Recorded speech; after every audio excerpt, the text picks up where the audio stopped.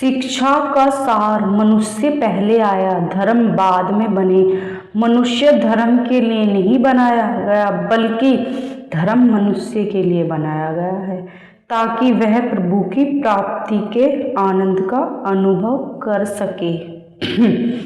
आज से 500 वर्ष पहले सिख धर्म नहीं था।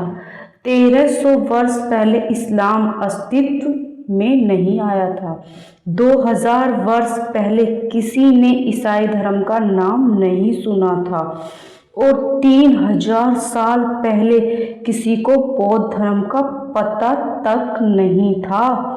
प्रारंभ में इन सब धर्मों का ध्येय एक ही था, परमात्मा की प्राप्ति, और इनके मूल में मौजूद रूहानी आधार भी एक ही था। सब मनुष्य, चाहे वे पूरब के हों चाहे वे पश्चिम के, वास्तव में एक समान है, क्योंकि हर मनुष्य की आत्मा, जो कि उसके अस्तित्व का सार है, एक ही है। हर आत्मा उस एक के परमपिता परमात्मा का अंश है। कबीरदास जी भी आप जी को यही समझाते हैं, सभी सच्चे धर्म का संबंध हमारी आत्मा से है और उनका ध्येय उस अपने मूल परमात्मा से मिलना है।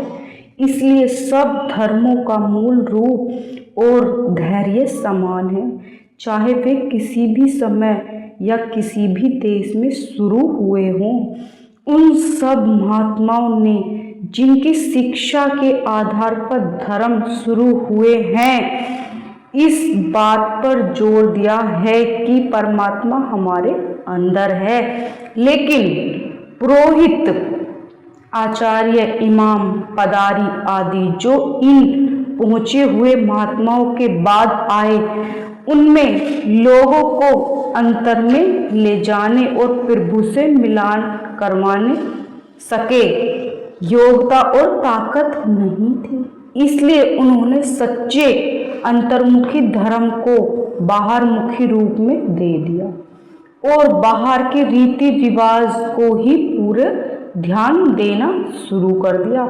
भाषा, आचार विचार, व्यवहार, सामाजिक, ऐतिहासिक और भौगोलिक भिन्नता के कारण अलग अलग देशों में धार्मिक रीति रिवाज अलग अलग हैं।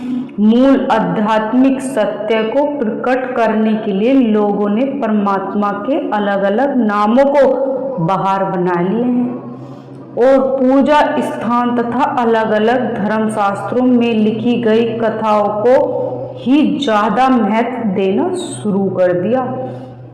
इसी प्रकार रूहानियत के सर्वव्यापी सार से हटकर लोग लोकचार को ही सब कुछ समझने लगे हैं। वह भूल गए कि परमपिता किसी विशेष स्थान या नाम के साथ नहीं बन सकता। वह सर्वव्यापक है, अनामी है। उसके दरबार में केवल हमारे सच्चे प्रेम और इश्क की कदर है। हम उसे चाहे किसी भी नाम से बुलाएं, कोई फर्क नहीं पड़ता। वह केवल प्रेम की पुकार सुनता है। तुझे सुनने वाला कोई तुर्क है तो कोई अरब है, तू उसकी बोली की परवाह ना कर, अपने प्रेम की पुकार उस बोली में कर जो तुझे आती है। वह प्रत्येक स्थान पवित्र है जहाँ भक्ति सर झुकाती है। तुलसी साहिब जी भी यही फरमाते हैं। आज साधारण मनुष्य के लिए कर्मकांड परमात्मा से अधिक महत्वपूर्ण बन गए हैं और जो व्यक्ति किसी गुजरे हुए संत या उसकी धर्म पुस्तकों पर विश्वास करता है, उसे धर्मात्मक माना जाता है। अफसोस की बात है कि लोग अपने महात्माओं और धर्म ग्रंथों के आदर करते हैं और दूसरों के महापुरुष और ग्रंथों की घृणा करते हैं। यह संकीर्ण या तंगदिली अमरबेल है। इसके समान यह भी है। जो धर्म पर पंथी है और धर्म का ही खून चूसती है। नतीजा यहाँ होता है कि धर्म या असली तत्व आलोप हो जाता है और केवल उसका ढांचा ही रह जाता है। इसी प्रकार धर्म फिरकेबंदी में बदल जाता है और फिरकबंदी ही धर्म का स्थान ले लेती है। धर्म का मूल उद्देश्य तो आत्मा को निर्मल और मुक्त करना था, पर आज वही भी उसको भ्रष्ट करने और बंदी बनाने का माध्यम बन रहा है। आज लोग सहनशीलता, क्षमा, सेवा और गुण अपनाने के स्थान पर कट्टर स्वार्थ और धर्मात्म बनते जा रहे हैं। वे प्रभु की प्रेम बनने के स्थान पर धर्म के ठेकेदार बने बैठे हैं। वे दूसरे धर्मों को संत और पवित्र ग्रंथ की निंदा करते हैं और साथ में डींग मारते हैं कि उनकी दृष्टिकोण आधुनिक तथा वैज्ञानिक है। धर्म की यह अवस्था सचमुच अफसोसनाक हो गई है। हम दूसरे क्षेत्र और दूसरे देशों, चिकित्सा और वैज्ञानिक का आदर सत्कार करते हैं, पर दूसरे देश या मतों के संत महात्माओं का आदर भाव नहीं देखते, हालांकि वे भी रूहानियत के विशेष और आत्मा ज्ञान के सच्चे वैज्ञानिक होते हैं। यह सब हम उन्हीं महात्माओं की स्पष्ट शिक्षा के विरोध कर रहे हैं जिनके अन्याय होने का हम दावा करते हैं। सभी सच्चे सिद्ध पुरुष तथा पवित्र ग्रंथ सभी धर्म और संतों के समान रूप से आदर करने का उपदेश देते हैं। कुरान शरीफ में लिखा है कि प्रभु सच्चा प्रेमी हर एक मसीह या महापुरुष की इज्जत करता है, चाहे उसका जिक्र कुरान शरीफ में आया हो या नहीं आया हो। बाहरमुखी धार्मिक रीति और सारहीन सिद्धांतों पर जोर देने की वजह से मनुष्य परिवार, समाज, जाति और धर्म में आपसी दुर्भावना और वैर पैदा हो जाते हैं। एक कौम या मजहब दूसरी कौम या मजहब के लू का प्यासा बन बैठा है। इसी प्रकार सारा संसार बेचैनी, चिंता और तनाव का शिकार हो रहा है। आपसी मतभेद और झगड़े कैसे खत्म हों और उनके स्थान पर सद्भाव और मेल जोल की भावना कैसे पैदा की जाए? क्या एक ऐसे विश्वास धर्म की स्थापना जरूरी है जिसमें सभी धर्मों का उत्तम तत्व और रूहानी उपदेश शामिल किया गया हो?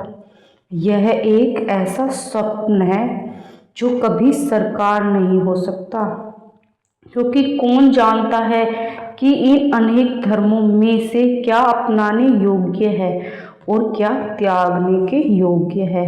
हर मनुष्य, समाज और देश का अपना अपना स्वभाव है, अपना अपना दृष्टिकोण है, सोचने का ढंग जो एक समुदाय के लिए अनुकूल वह दूसरे के लिए रास नहीं आता।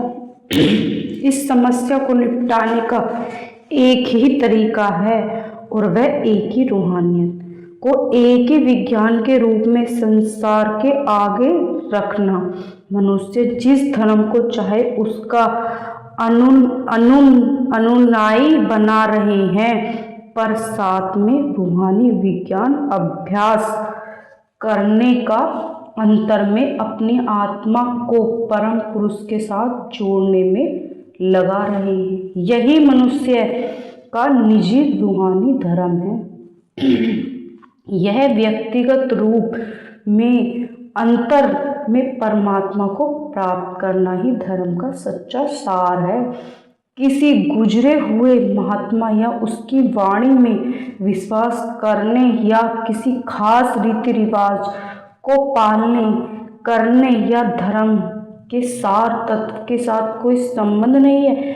जब तक हम पुस्तक में लिखी गई आंतरिक सच्चाइयों का खुद अपने अंदर अनुभव नहीं कर लेते, हमारा उनके बारे में पढ़ते और सुनते रहना कोई अर्थ नहीं रखता।